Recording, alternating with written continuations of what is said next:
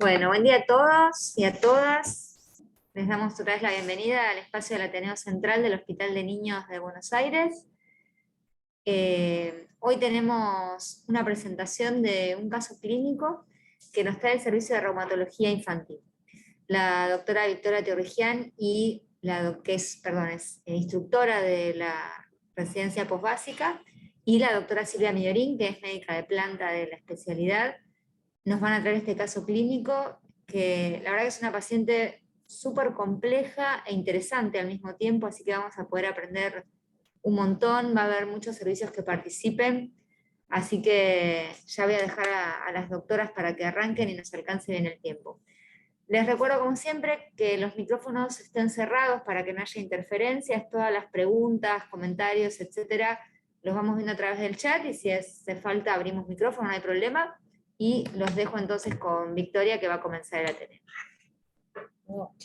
Hola, muy buenos días a todos. Así veo la presentación.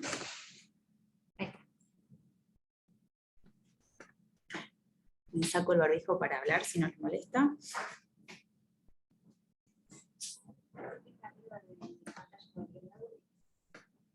Ahí va. Bueno, el paciente que vamos a comentar hoy es una paciente de 15 años que consultó en cardiología por un cuadro de 6 meses de evolución. Presentaba disnea, astenia, palpitaciones y dolor en miembros inferiores.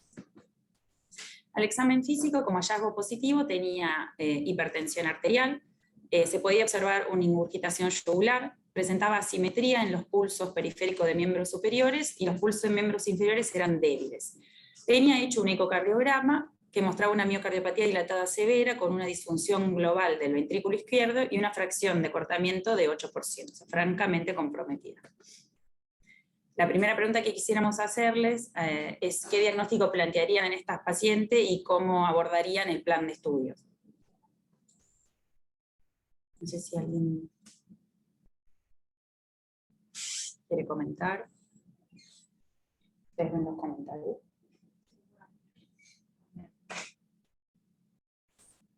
¿Sigo? ¿Sigo? Bueno, les vamos contando lo que hicimos. Se le pidió inicialmente un laboratorio que mostraba una leve leucocitosis, con anemia, con reactantes de fase aguda elevados, tenía eritro de 48 y PCR de 79, y se hizo una angiotomografía en la cual se observaba cardiomegalia, y como pueden ver en las imágenes, no sé si ustedes pueden ver el cursor, un engrosamiento de la pared de la aorta torácica descendente y abdominal con reducción de la luz. Las arterias renales eran filiformes, con una simetría a nivel de los riñones a predominio del derecho. Y se hizo un ecodoppler de vasos de cuello, sobre todo arterial, que fue normal. Durante la realización del procedimiento del ecográfico a nivel del cuello, por estimulación vasovagal, la paciente hace un episodio de asistolia, por lo cual requiere internación en terapia cardiovascular. Se asume con todos estos datos como un cuadro de arteritis de Takayasu. Estos índices ITAS y PIVAS son índices que se realizan para evaluar actividad de la enfermedad, que son, en este caso la paciente, eran muy elevados, nos hablan de una enfermedad muy activa, y el abordaje terapéutico fue, por un lado, el tratamiento de la inflamación, y por otro lado, el tratamiento de la hipertensión. En cuanto a la inflamación, se indicaron pulsos de corticoides, quedó posteriormente con dexametasona endovenosa y cuando estaba en condiciones se rotó a vía oral, combinado con metotrexate subcutáneo y tocilizumab, que es un agente biológico inhibidor de la interleuquina 6. Y paralelamente el abordaje de la hipertensión arterial, como pueden ver, con un esquema terapéutico de drogas combinadas. La paciente presenta una evolución clínica favorable, con mejoría del compromiso cardiológico. Estos índices que le comenté, el ITAS y el PIVAS, descendieron, lo cual habla de mejoría, de menor actividad, pero la paciente en la evolución presenta un cuadro de hemoptisis masiva, por lo cual se hace todo un abordaje, obviamente, diagnóstico y terapéutico. Se buscaron causas, en primera instancia se pensó obviamente como una complicación de su vasculitis sistémica. Habiéndose descartado dicha complicación, se abordaron causas infecciosas y se encontraron galactomananos positivos y se asumió como secundaria una aspergilosis pulmonar, por lo cual recibió tratamiento con voriconazol. En la evolución la paciente se encuentra asintomática, pero persiste muy hipertensa, como pueden ver con registros promedio de entre 160 y 90. El ecocardiograma mostraba una fracción de acortamiento mejorada, pero que persistía descendida, a expensa de una dilatación importante del ventrículo izquierdo y una disminución de la función, y reactantes que como pueden ver persistían moderadamente elevados.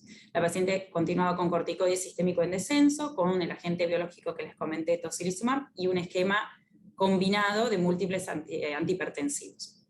Entonces, en esta instancia nos preguntamos si esto que estábamos evaluando podía estar significando una recaída de su enfermedad de base o una progresión de la enfermedad. Y se decidió realizar una tomografía por emisión de positrones, que es un PET con este radiotrazador a base de glucosa, que lo que mostraba básicamente era una ausencia de captación del radiotrazador a nivel de la pared vascular, por lo tanto esto era compatible con ausencia de actividad metabólica a nivel arterial, y sí presentaba como hallazgo múltiples adenopatías hipercaptantes que comprometían el hueco supraclavicular a nivel mediastino, pre y retrocavo. Como pueden ver, eran realmente múltiples, tenía un índice de actividad muy elevado asociado a un granuloma cálcico en el pulmón. Ya como pueden ver, les marcamos estas adenopatías hipercaptantes. Entonces tenemos en esta instancia una paciente que tiene una vasculitis sistémica, que recibe tratamiento inmunosupresor y que se presenta con un cuadro de poliadenopatías. Y la pregunta es, bueno, ¿qué diagnóstico diferenciales plantearían y cómo abordarían el estudio de esta paciente? La doctora había puesto antes que el diagnóstico rural era una vasculitis. También desde el reumato, si se puede comentar cómo era la calidad de vida diaria de la paciente, y la doctora Moroni pide una biopsia ganglionar para tuberculosis. Bárbaro. Bueno, el comentario del diagnóstico de vasculitis ya lo comentamos, y estamos todos de acuerdo. En esa instancia la calidad de vida de la paciente, como se pueden imaginar, estaba comprometida y afectada porque estaba polimedicada, estaba limitada en sus capacidades funcionales, fundamentalmente por el compromiso cardiovascular y por la hipertensión importante que tenía. En cuanto a lo que proponen de la biopsia ganglionar, fue una de las cosas que planteamos, ¿sí? En realidad el abordaje fue multidisciplinario, ¿sí? Dentro de las causas que nos parecía que eran importantes descartar, era obviamente un cuadro de algún debut de una enfermedad infiltrativa, se pidió la evaluación por el servicio de hematología, que realizaron un frotis, que era normal, se volvieron a recontrolar rectantes de fase aguda que estaban elevados, y se amplió el estudio de causas infecciosas, ¿sí? Se hicieron obviamente PCR para citomegalovirus y Epstein-Barr. Por el antecedente de la aspergilosis broncopulmonar se volvieron a chequear galactomananos que fueron negativos, y se realizó una PPD. La paciente tenía del debut de su enfermedad una PPD negativa, y lo que encontramos es que había hecho un viraje tuberculínico, una PPD de 11. Se hizo una PANTAC, un poco para descartar causas infiltrativas y para terminar de confirmar el grado de compromiso, que lo que mostraba y confirmaba eran las poliadenopatías. ¿Y me pide Laura ahí, no se puede comentar? Sí, me iba a pedir justamente si quería hacer un comentario. Hola, gracias. Perdón, Vicky. Abrí el micrófono, Lau, y comentá. ¿Se escucha? ¿Se me escucha? Se escucha muy bajito. Por más que no. A ver. No sé si se escucha ahí. Sí. Sí, se escucha bien, se escucha perfecto. No, hay dos instancias desde lo infectológico con esta paciente. Una es la hemoptisis que presenta al comienzo de la enfermedad, donde teníamos una paciente con una enfermedad de base no controlada que la pone en riesgo de infecciones más severas o peor control de cuadros infecciosos, con un único estudio positivo, que eran los galactomananos en sangre periférica, que eran positivos, pero casi en el punto de corte, con una paciente de altísimo riesgo por su enfermedad de base y con la imposibilidad de hacer el estudio que hubiéramos necesitado, que era un lavado bronquialveolar para cultivo y galactomananos en BAL para confirmar o para apoyar el diagnóstico de aspergilosis.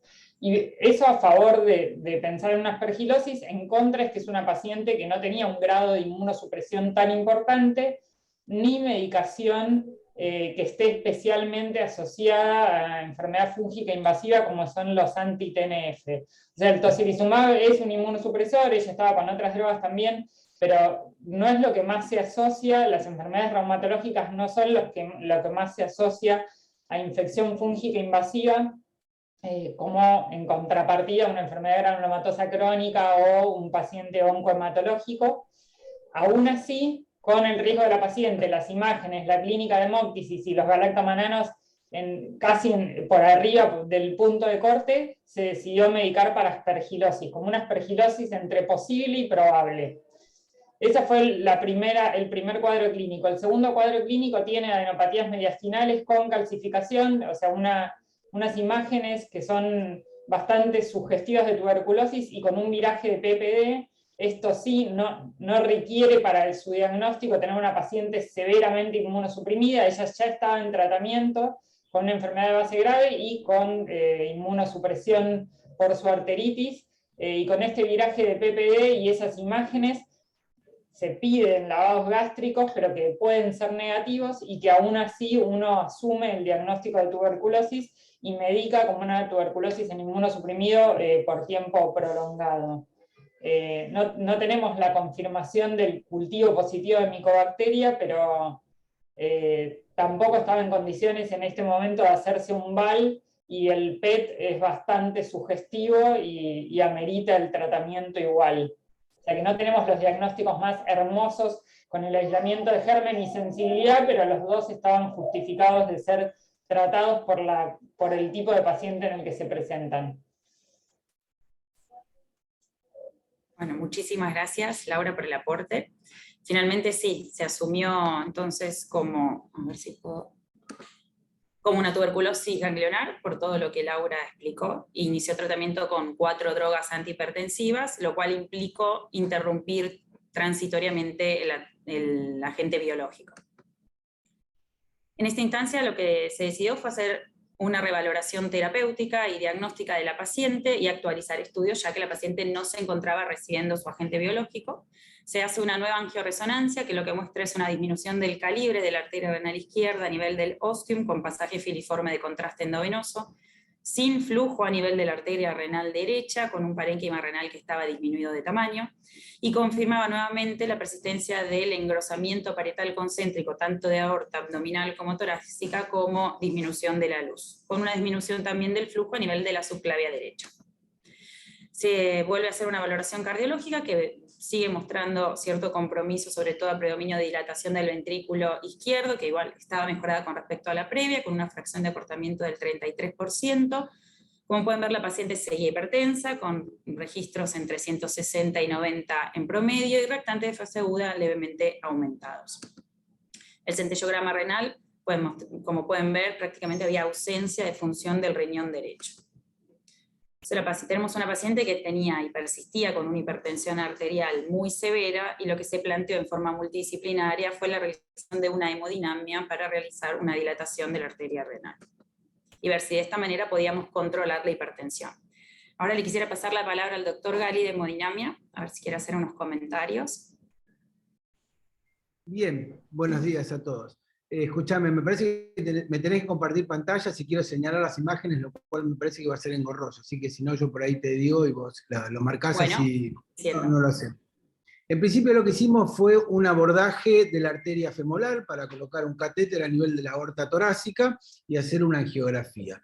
En la angiografía claramente se muestra que el catéter está en la aorta torácica y que ahí tiene un calibre aceptable, que se reduce significativamente donde está mostrando Victoria, que es una estenosis importante, y vuelve a recobrar un calibre, andate a la imagen de al lado, más o menos aceptable en la aorta abdominal. En ese angiograma, que muestra todas las arterias abdominales, no se alcanzan a vislumbrar correctamente las arterias renales por el bajo flujo que tiene, y lo mismo pasa con parte de las arterias digestivas. El punto es, y esto sobre las imágenes que están sobre el lado derecho de la pantalla, que el calibre de la aorta se reducía sensiblemente desde la torácica, que medía aproximadamente 15 a 16 milímetros, a una estenosis de 5 milímetros a nivel de la aorta diafragmática. Así que habíamos hecho ese cateterismo con la idea de hacer una angioplastia de las arterias renales para mejorarles el flujo, pero cuando tomamos las presiones, tanto a nivel de la aorta torácica como la abdominal, observamos que había una diferencia que superaba los 40 milímetros de mercurio, bien digo, de gradiente transestenótico, o sea, la aorta torácica tenía una presión y por debajo de la estenosis la aorta abdominal tenía otra francamente disminuida. Entonces no tenía mayor sentido hacer una angioplastía de las arterias renales si no corregíamos el tema de esta estenosis aórtica. Pasamos a la siguiente diapo. Entonces lo que hicimos fue hacer una angioplastia de la aorta torácica, ahí se ve un balón de 10 milímetros, que es un balón de no muy gran calibre para una aorta de una chica de esta edad. Se ve una cierta inflexión, después el balón que distende, y estábamos todos muy contentos viendo que un poquitín había abierto la aorta y éramos todos así felices hasta que vislumbramos en la angiografía de control que había un extenso flap de disección desde la aorta diafragmática, y lo está mostrando Victoria, que llegaba hasta la aorta previo al nacimiento del tronco celíaco. No sé si mostrás ahí donde hay una cuerdita, el flap inferior, ¿sí? En la imagen del medio se ve mejor. Esa es una imagen de perfil, y bueno, esto es un verdadero desastre, porque si bien estas son imágenes estáticas, imagínense que esto se graba en series angiográficas, por eso se llama hemodinamia, y el flujo que se veía estaba francamente disminuido en la aorta abdominal. Así que tratamos de reparar ese extenso flap de disección con una nueva angioplastia, o sea, apoyando un balón como el que ven a la izquierda en la pared de la aorta para ir tratando de pegar las paredes. Y ahí decidimos expectar y ver cómo evolucionaba la paciente, que les va a contar ahora Victoria lo que fue. Bueno, muchas gracias. Sí, se hizo una angioresonancia posterior al procedimiento, ¿sí? Que lo que confirmaba era la disección de la aorta tóraco-abdominal de casi 9 centímetros, desde D9, D10 hasta el ostium del tronco celíaco, como se podía ver recién también en las imágenes, y pueden ver acá en la imagen a la derecha, sin trayecto de salida o fístula. La paciente evoluciona con una descompensación hemodinámica, con edema agudo de pulmón, con insuficiencia renal, por lo cual requiere internación en terapia. Y en la terapia el manejo fue multidisciplinario. Por un lado, obviamente, la paciente requirió inotrópicos, ventilación invasiva, nutrición parenteral. Hubo que hacer una nueva intervención de hemodinamia, ¿sí? Para colocar un stent autoexpansible, que ahora le vamos a mostrar bien las imágenes. Hubo que hacer un manejo muy complejo de la hipertensión arterial, con requerimiento y combinación de drogas endovenosas y vía orales. Desde el punto de vista reumatológico, hubo que intensificar la inmunosupresión, asumiendo que la complicación también tenía que ver con una pared arterial friable y por lo tanto con una actividad de su vasculitis. La paciente recibió pulsos de corticoides, quedó con corticoides endovenoso. Se hizo un cambio en el esquema de administración del biológico, pasándolo cada 15 días y combinándolo nuevamente con metotrexate, y el servicio de hematología agregó una doble antiagregación con aspirina clopidogrel, y durante un tiempo la paciente requirió heparina de bajo peso molecular. Y acá le vuelvo a pasar la palabra al doctor Gali, si quiere mostrar o comentar. Bueno, esto ¿se escucha? ¿Se escucha? Sí. Bueno, esto comentaba así brevemente lo que fueron estas 48 horas de la paciente en terapia intensiva y nosotros expectando. Parece como muy rápido, pero lo vivimos con mucha intensidad y mucha angustia, porque era una paciente que había ido para una angioplastía renal programada, que en el peor de los casos lo que podía llegar a pasar era que se ocluyeran las arterias renales, perdiéramos la función renal, terminara en diálisis, lo que fuere, pero nunca esta verdadera debacle. Digo porque acá nosotros recalcamos desde intervencionismo que los pacientes que tienen actividad de cualquier enfermedad inflamatoria no deben ser sometidos a procedimientos intervencionistas ni quirúrgicos por los riesgos inherentes a estas prácticas, como por ejemplo esta. Luego de la evolución de la paciente decidimos reintervenirla porque como venía evolucionando significaba que la disección aórtica seguía estando igual que antes y que no estaba bien. Entonces decidimos ponerle un stent. Entonces ven ahí las imágenes pre-stent con el extenso flap, pusimos una cuerdita que se ve brillando ahí, que lo que quería era proteger el tronco celíaco y ser ese el límite inferior del stent, y eso pudimos hacer, poner un stent que va por arriba del lugar donde está la disección, llegando al nacimiento del tronco celíaco. Eso inmediatamente logró recobrar un flujo, una hemodinamia adecuada en la aorta, y también se observó los cambios en el gradiente de presión. Así que, bueno, finalmente, por suerte, a una complicación derivada de una intervención, le pudimos dar un resultado satisfactorio. Obviamente quedó pendiente lo que íbamos a hacer inicialmente, que era una angioplastía de las arterias renales, ¿no? Pero habíamos mejorado sensiblemente el flujo en la aorta abdominal, lo que se traducía en la geografía de la misma en la mejor perfusión de ambas estructuras renales. Muchas gracias. Sí, claro, la diapositiva, lo que les comenté en una única diapositiva, claramente no representa la complejidad de la paciente, como bien dijo el doctor Gali. Finalmente, posterior a la realización de esta nueva hemodinamia, ¿sí? Y gracias a la intervención de todos los médicos tratantes, la paciente logra estabilizarse clínicamente, logra externarse y manejarse ambulatoriamente. Actualmente se encuentra asintomática, no tiene fenómenos de robo ni síntomas orgánicos. Se hizo posteriormente una angiotomografía donde no se evaluaba progresión de la enfermedad e incluso se veía cierto aumento en el tamaño del riñón derecho sin signos de isquemia. En cuanto al laboratorio, los reactantes de fase aguda son negativos. Su última evaluación cardiológica muestra estabilidad con una fracción de acortamiento que sigue en 33%, pero la paciente sigue francamente hipertensa. Así que quisiera pasarle un segundo el comentario a la doctora Miriam de hipertensión.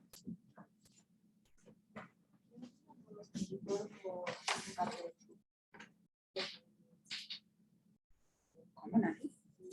Me preguntaba por los anticuerpos, si tenía anticuerpos en KP, pero te digo que después... Ah, después sí, gracias. Bueno,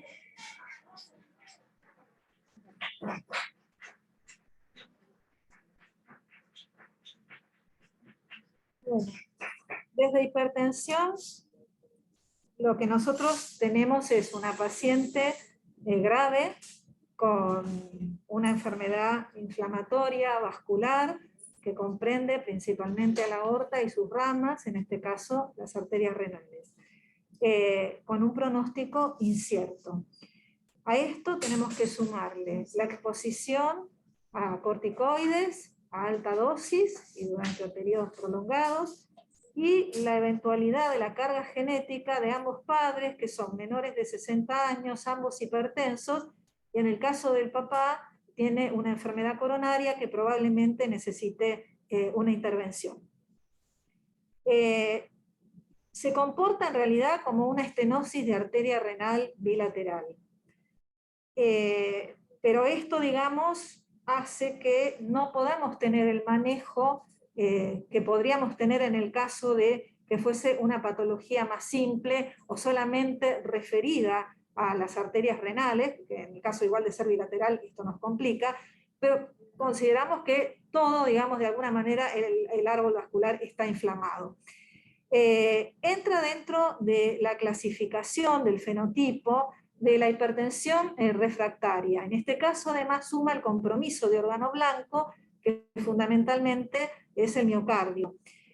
La hipertensión refractaria se refiere a aquellos pacientes que necesitan 5 drogas a dosis máxima y aún así no logran controlar la hipertensión. Pero dentro de este grupo de drogas, para poder considerar, digamos, que el paciente realmente es refractario, deberían estar incluidos los IECA, los ARA2 y los inhibidores de la aldosterona, que en este caso, digamos, nosotros los tenemos restringidos porque no podemos, digamos, justamente bloquear el sistema renina-angiotensina, aldosterona, porque podríamos llevar a la paciente al fallo renal agudo y realmente es algo que necesitamos evitar. Entonces, dentro de esta hipertensión refractaria, lo que sabemos es que es un 1.4% de los pacientes hipertensos y que en este caso nosotros estamos utilizando drogas que no son ni de elección ni de primera línea y que algunas inclusive no se usan prácticamente en pediatría. Me estoy refiriendo, en el caso, por ejemplo, de alfa-metildopa, que tiene una acción simpaticolítica, que actúa a nivel central. Utilizamos también la doxazosina, que tiene acción vasodilatadora, mediante también el bloqueo de los mediante el bloqueo de los receptores adrenérgicos. Esas son, digamos, drogas que no utilizamos nunca de primera elección ni son de primera línea. En este caso las tenemos que combinar con un bloqueante cálcico, como es la amlodipina, como un bloqueante selectivo, bloqueante que estamos utilizando en este caso, un beta bloqueante es el bisoprolol, Y un diurético, que priorizamos el diurético de asa, como es la furosemida, por la patología cardíaca justamente que tiene la paciente. Con estas drogas no hemos podido controlar en el consultorio la presión arterial. Estamos muy limitados porque tampoco es que tengamos mucho más para poder, digamos, disponer. Nosotros no tenemos registros, pero los registros españoles de monitoreo ambulatorio dicen que 1 de cada 4 de estos pacientes con hipertensión refractaria en el monitoreo no tienen hipertensión. Hemos intentado hacer el monitoreo, pero no tiene tolerancia, no soporta, digamos, el hecho de estar con ahora. Solamente pudimos, en el último intento que hicimos, obtener 5 registros, que fue lo máximo que toleró, y ese promedio de 5 registros, que no es significativo para sacar una conclusión, digamos, de la presión ambulatoria, de todas maneras, estuvo ligeramente por debajo de los valores que nosotros tenemos en este momento en el consultorio.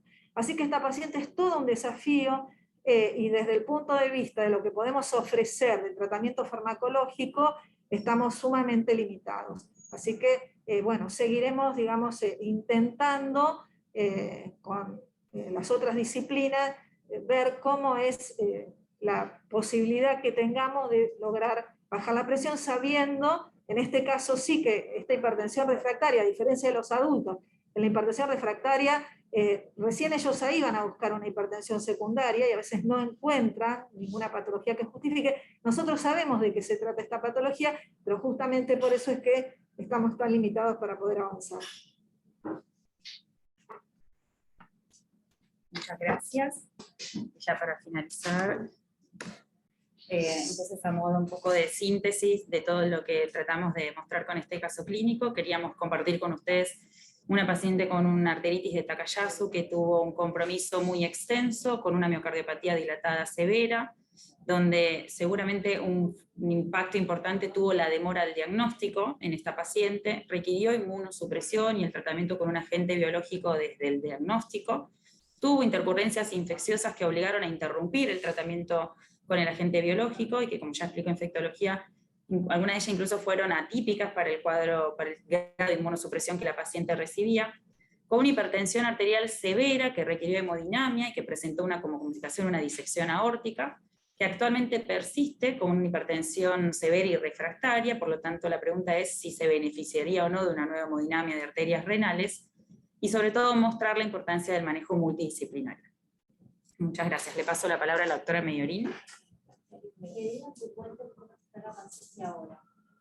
Sí, como les comentaba, la paciente ahora, capaz no se vio no se entendió en la diapositiva anterior, es clínicamente estable, pero como les comento, no tiene fenómenos de robo vascular ni de isquemia, ¿sí? Los reactantes de fase aguda son negativos, pero como les decíamos, todavía está con tratamiento con 5 drogas antihipertensivas. Así que la calidad de vida de la paciente, como se podrán imaginar, no es buena, y por eso el desafío de poder definir qué es lo mejor que podamos ofrecerle a la paciente, sobre todo para mejorar su calidad de vida hoy, y sobre todo para prevenir complicaciones y daño a futuro. Parece que César, no sé si hay algún otro comentario. Bueno, muchas gracias, Vicky. Yo ahora voy a cerrar con una pequeña revisión de lo que es arteritis de Takayasu, pero no sé si cardiología quiere hacer alguna intervención, algún aporte, o cirugía cardiovascular, que también estaban invitados al Ateneo.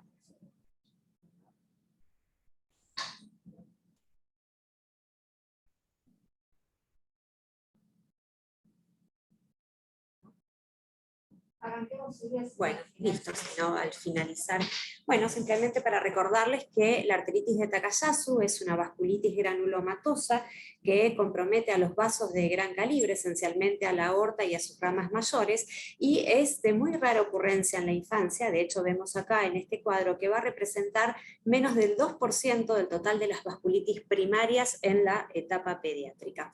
Los criterios de clasificación que fueron revisados en el año 2008, vemos acá que se basan fundamentalmente en la aparición de manifestaciones clínicas, incluida obviamente la hipertensión arterial, y esto va acompañado de la presencia de reactantes de fase aguda, y esto permite hacer un juego de diagnóstico diferencial con otras entidades no inflamatorias que pudieran presentarse de esta manera. Y por otro lado, es mandatorio el hallazgo de alguna anomalía angiográfica detectada a través de las imágenes, ya sea a través de resonancia o de tomografía. Respecto de la patogénesis de la enfermedad, vemos que está involucrado tanto el sistema inmune innato como el adaptativo. Se observan infiltrados inflamatorios a nivel de la pared vascular y esto va a dar origen a la formación de los granulomas característicos de esta enfermedad. Un hallazgo importante en los últimos años es la aparición, los niveles elevados de citoquinas proinflamatorias, interleuquina 6, interferón, TNF, interleuquina 18, interleuquina 17, entre otros, y esto es un hallazgo importante porque permitió guiar el tratamiento, las nuevas terapias que surgieron, esencialmente las drogas biológicas, para el manejo de estos pacientes cuando eran refractarios a terapias estándar o cuando tenían una enfermedad mucho más severa. Recordemos que la inflamación y el daño endotelial lleva a un engrosamiento de la pared vascular y esto va a dar lugar a la aparición de las lesiones estenóticas y oclusivas, y luego en una segunda fase, cuando se produce la disrupción o la lesión de las fibras musculares y elásticas, aparecen los aneurismas o las dilataciones, y en este momento el paciente va a comenzar con toda una disfunción orgánica secundaria a esta isquemia vascular. El diagnóstico de la enfermedad es realmente todo un desafío para el pediatra, para el clínico, para el médico que vea a este paciente, y requiere obviamente un alto índice de sospecha. Esencialmente hay como dos fases principales en la enfermedad. El debut consta de una fase inflamatoria aguda, donde lo que predominan van a ser síntomas no específicos, y obviamente esto va a redundar en un retraso del diagnóstico que usualmente uno ve en la práctica diaria. La hipertensión es la manifestación más frecuente, de hecho la presentan más del 70, el 80% en la mayor parte de las series de pacientes con arteritis de Takayasu, pero observemos acá que hasta una tercera parte de estos pacientes van a presentar fiebre. Esencialmente, si son pacientes adolescentes, pueden presentar un síndrome febril prolongado, sin foco obviamente, acompañado de otras manifestaciones constitucionales como pérdida de peso, cefaleas, malestar general, algunos artralgias, otros pueden presentar artritis, carotidinia o disnea. Manifestaciones que ponen en riesgo la vida del paciente, como ha sucedido con esta paciente, como una crisis hipertensiva, falla cardíaca o disección arterial, afortunadamente son poco prevalentes. En una segunda etapa de la enfermedad van a aparecer las manifestaciones orgánicas, ya en este caso específicas, y estos reflejan la isquemia secundaria a la estenosis vascular. Y como vemos acá, va a haber un espectro clínico que va a ser ampliamente variable, y esto va a depender de la localización y de la extensión de la inflamación vascular. Es en este momento donde vamos a tener los pulsos disminuidos o ausentes, donde tenemos los soplos audibles y está la discrepancia en la tensión arterial entre los miembros. Acá en este momento los pacientes pueden presentar claudicación de miembros, dolor abdominal, falla cardíaca, isquemia coronaria, falla renal, deterioro visual, stroke, convulsiones, en fin, cada una de las manifestaciones van a depender de la localización del árbol vascular comprometido. Se han intentado diferentes clasificaciones o patrones de reconocimiento angiográfico en los pacientes con arteritis de Takayasu, y recordemos que en la etapa pediátrica va a ser la aorta torácica y aorta abdominal los vasos más frecuentemente comprometidos, seguidos en frecuencia por las arterias renales, por las subclavias y las carótidas. Y aquí en este caso, este patrón número 5, que en general combina manifestaciones de los otros subtipos o tipos angiográficos, va a ser el más frecuente en pediatría. Durante décadas se ha reportado una asociación entre arteritis de Takayasu y tuberculosis, y recordemos que ambas son enfermedades que cursan o se manifiestan con lesiones granulomatosas. Casi el 90% de los chicos con arteritis de Takayasu van a tener una prueba de PPD positiva, y especialmente en sitios donde la prevalencia de tuberculosis es alta, hasta el 20% de los pacientes pediátricos van a combinar ambas enfermedades. Y se suele reconocer una reacción cruzada contra los péptidos vasculares que van a mimetizar antígenos micobacterianos.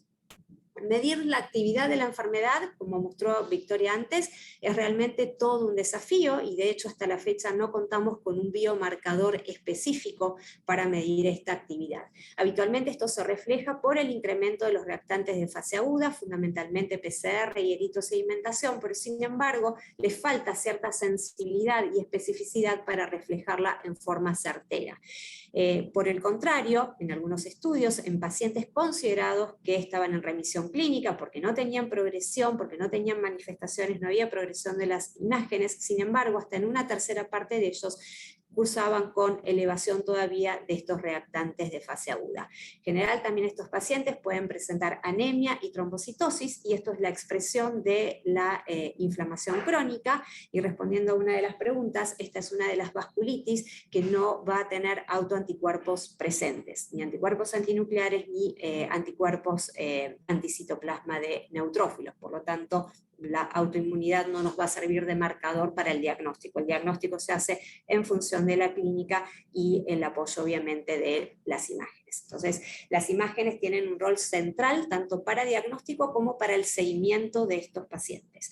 La arteriografía por sustracción digital o la arteriografía convencional sigue siendo el gold estándar para el diagnóstico de la enfermedad. Sin embargo, esto es un procedimiento invasivo que puede estar sujeto a complicaciones, y lo que nos va a brindar es información acerca de cómo está la luz, pero nada acerca de la pared. Por lo tanto, ya en los últimos años esto ha sido suplantado como técnica de elección por la angioresonancia, resonancia magnética, la cual por un lado evita la radiación hacia el paciente. Esto permite, al no ser un estudio tan invasivo, que se pueda repetir para el seguimiento, para ver la evolución de la enfermedad en estos niños, y por supuesto lo más importante es que nos brinda información acerca de cómo está esta pared, si está engrosada, si tiene edema, si hay realce con el gadolinium, y en general estas dos últimas características nos estarían hablando en general de una enfermedad activa. Siempre sería útil considerar la realización de una imagen del sistema nervioso central en todo paciente en que se sospecha enfermedad de Kawasaki, de Takayasu. Otros métodos de imágenes como la ultrasonografía, el Doppler, es útil para el estudio de arterias renales y de carótidas, y uno de los métodos que ha surgido en los últimos años para el estudio de actividad de estos pacientes es el PET-TC, el cual fue efectuado en este paciente. Esto lo que trata de detectar son sitios metabólicamente activos en la pared que uno los adjudicaría a la actividad de la enfermedad. Obviamente, un test positivo, una hipercaptación, nos estaría demostrando que el paciente está activo. Sin embargo, un test negativo no excluye definitivamente que este paciente esté activo, un poco como ha sucedido con esta paciente de la presentación. Acá vemos cómo hay correlación entre los hallazgos de la angioresonancia, donde se observa una ectasia y un contorno irregular de la arteria subclavia izquierda, y el correlato mostrando hipercaptación a nivel de vasos de cuello y de aorta torácica con la realización del PET-TC. Obviamente, con una enfermedad tan rara y con manifestaciones tan proteiformes, es mandatorio el diagnóstico diferencial con diferentes enfermedades, fundamentalmente infecciosas. Recordemos que tanto sífilis como tuberculosis pueden dar lugar a la aparición de una aortitis infecciosa. También diagnóstico diferencial con otras enfermedades autoinmunes, esencialmente otras vasculitis, ya sean primarias u otras que se den en el marco de otra enfermedad del tejido conectivo, y también condiciones no inflamatorias. Esencialmente siempre tenemos el diagnóstico diferencial con el servicio de hipertensión arterial cuando se sospecha además de una displasia fibromuscular. Pero en los niños, a diferencia de los pacientes adultos, suele faltar este dato angiográfico en collar de perlas que corresponde a la fase no activa de la enfermedad. El pronóstico de la enfermedad en los niños con arteritis de Takayasu ha mejorado significativamente en los últimos años. Las tasas de mortalidad, que hace algunas décadas eran de un 27%, se han reducido significativamente a, como vemos en esta serie, que es una de las más grandes, con más de 100 pacientes, a un 3% en el primer año. No obstante esto, la enfermedad asocia una marcada morbilidad. Más de la mitad de los pacientes suele desarrollar alguna complicación o requiere hospitalización para el manejo de la enfermedad dentro de los primeros 5 años de la enfermedad. Y en relación a esta paciente, vemos como en este trabajo, pacientes con Takayasu, con un grupo etario entre 10 a 19 años, con hipertensión arterial severa y refractaria, comparado con otros pacientes por encima de este rango etario, vemos como las tasas de sobrevida son significativamente menores. Vemos como a 5 años es de un 57% versus un 87% en pacientes más grandes. En cuanto al abordaje terapéutico, sabemos que la enfermedad tiene un curso persistente o recurrente, por lo tanto requiere de un manejo inmunosupresor. Dentro de la primera fase de inducción de la remisión, el corticoide sigue siendo el pilar del tratamiento, pero obviamente no puede utilizarse en forma aislada, sino que siempre va a ir combinado con una droga inmunosupresora o inmunomoduladora, prefiriéndose como droga de elección metotrexate. Si este no pudiera utilizarse, se puede utilizar azatioprina o micofenolato, especialmente cuando los casos son poco severos, mientras que antes ciclofosfamida se planteaba cuando la enfermedad era muy extensa, cuando había manifestaciones que ponían en riesgo la vida del paciente o había una perfusión orgánica isquémica. Sin embargo, en función de la fisiopatogenia de la enfermedad, hoy en día son las drogas biológicas las que se prefieren para el manejo de estas manifestaciones en los pacientes. Y se ha observado en diferentes trabajos cómo las tasas de sobrevida libres de recaídas de la enfermedad son mucho mejores en pacientes tratados con drogas biológicas comparadas con las terapias estándar. Vemos acá de un 80 versus un 43% a 2 años. En nuestra serie de pacientes seguidos, esto es una serie de los últimos 15 años, hemos incluido 8 pacientes, obviamente todos fueron tratados con corticoides, todos con metotrexate, y 5 de estos 8 pacientes recibieron tratamiento biológico, en su mayoría, porque eran pacientes un poco más viejos, tratamiento inicial con bloqueantes del TNF, y las 2 últimas pacientes, o pacientes más severas o que tenían contraindicaciones para la utilización de un bloqueante del TNF debido a la disfunción cardíaca, fueron tratadas con bloqueantes de interleuquina 6. Vemos que el 75% de estos pacientes requirieron además una terapia hipotensora bastante agresiva.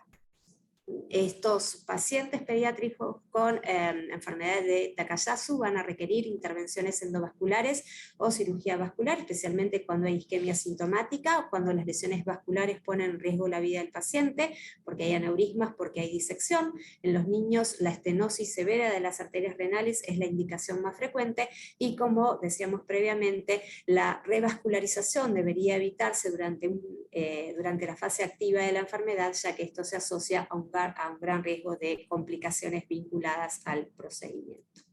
En síntesis, la arteritis de Takayasu, que también se la reconoce como la enfermedad sin pulso, en general si vamos a hacer el diagnóstico por la ausencia de pulsos, muchas veces vamos a omitir su forma de presentación mucho más aguda, que es con la presencia del síndrome febril prolongado asociado a otros síntomas constitucionales o inespecíficos, y recordar siempre la hipertensión arterial, que la van a presentar las 2/3 partes de los pacientes. Entonces, en un paciente con fiebre más hipertensión arterial, tratar de descartar esta enfermedad siempre. Recordemos, los reactantes de fase aguda tienen una utilidad limitada para medir la actividad inflamatoria, y estamos ávidos de nuevos biomarcadores que permitan discriminar fehacientemente entre inflamación activa o lesiones no inflamatorias. La angioresonancia permanece como el método de elección en cuanto a las imágenes, porque no es invasiva y no requiere irradiación, y además sirve para el diagnóstico y el seguimiento, y obviamente un diagnóstico más temprano y un abordaje terapéutico más agresivo, más precoz, fundamentalmente con drogas biológicas, va a mejorar la morbimortalidad de todos estos pacientes. Gracias por participar y acompañarnos en el Ateneo. La doctora Cardero quería hacer un comentario.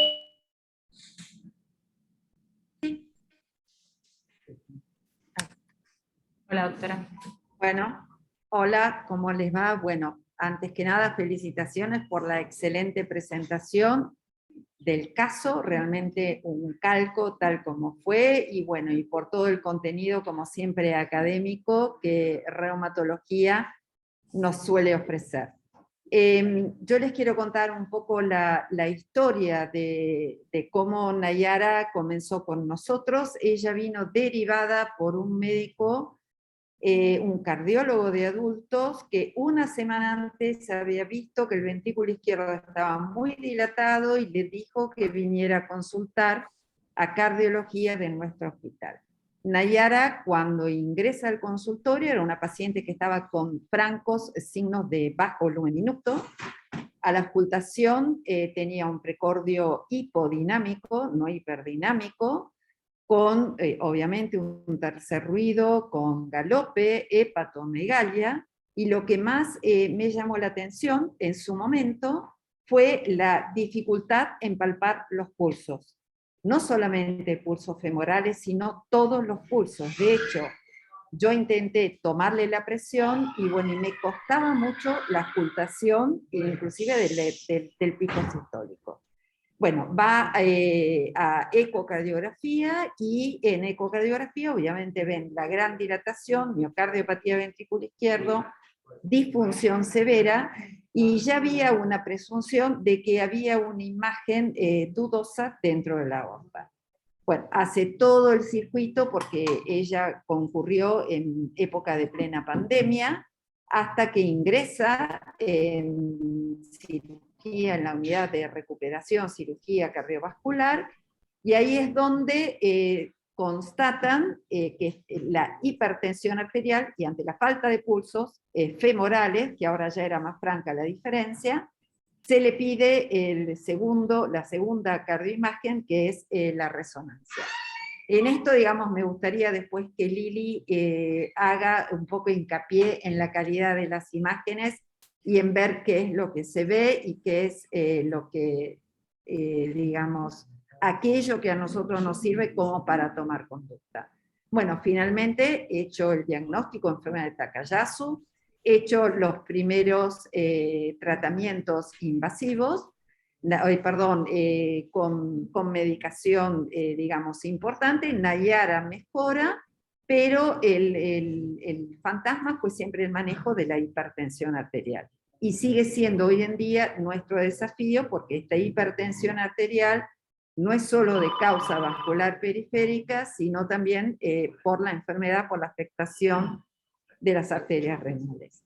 La repercusión de su hipertensión se evidencia nuevamente en la función cardíaca, que logramos mejorar por momentos, pero que, bueno, obviamente depende del manejo de la presión arterial. Así que, bueno, creo que esto es un claro ejemplo de una enfermedad sumamente compleja, con la peor manifestación por el compromiso sistémico, pero también creo que para los profesionales del Hospital de Niños ha sido un desafío más para lograr un trabajo en conjunto a nivel multisistémico, y bueno, que Nayara hoy esté encaminada todavía con posibilidades de tratamiento. Ahora les paso a la doctora Lili Choe para que ella les cuente un poco sobre las cardioimágenes. Bueno, para quien no la conoce, Lili Choe es cardióloga pediatra de nuestra institución, está a cargo de recuperación cardiovascular y además a cargo de las cardioimágenes, ecocardiografía transesofágica, resonancia magnética cardíaca y tomografía computada. Así que bueno, le falta solo hemodinamia, que no le podemos sacar el mérito a los hemodinamistas. Lili, por favor, vamos. Dale. Gracias. Igual no tengo mucho más para agregar porque ya lo fueron diciendo en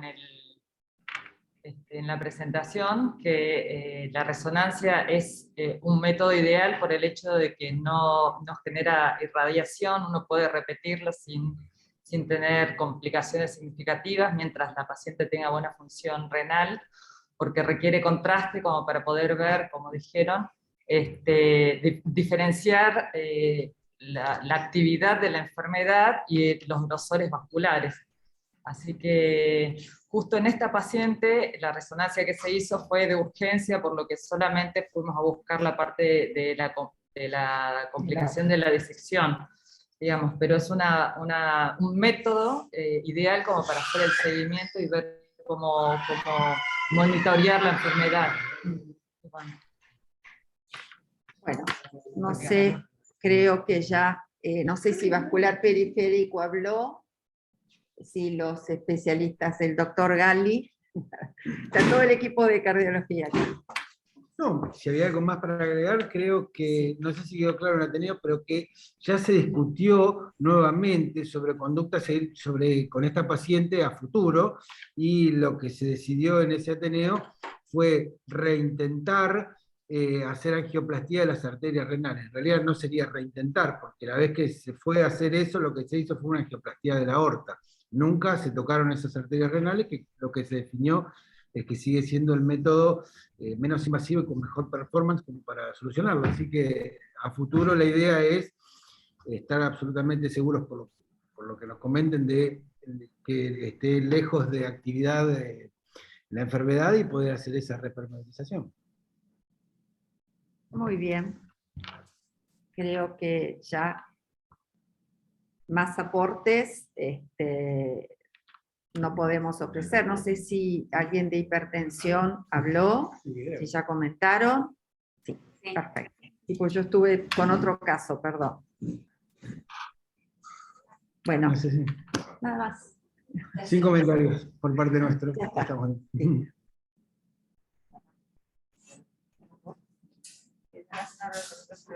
Gracias. Gracias. Bueno, excelente, la verdad, felicitaciones a todos los que han trabajado con este caso tan complejo y tan al límite, ¿no? Estos pacientes que de repente realmente la vida está en riesgo son los que más fuerzan a todos a pensar y a trabajar juntos, así que los felicito a todos por el trabajo con el paciente y por esta presentación que nos trae de una enfermedad rara una revisión súper completa. Gracias, Silvia, porque la verdad que fue súper interesante.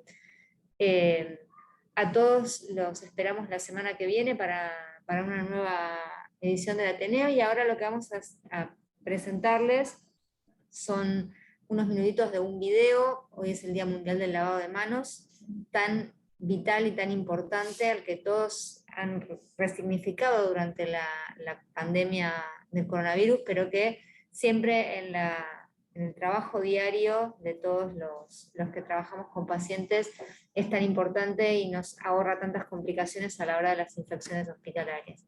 Así que bueno, los vamos a dejar mirando el video. Muchas gracias a todos. Nos vemos nuevamente la semana que viene.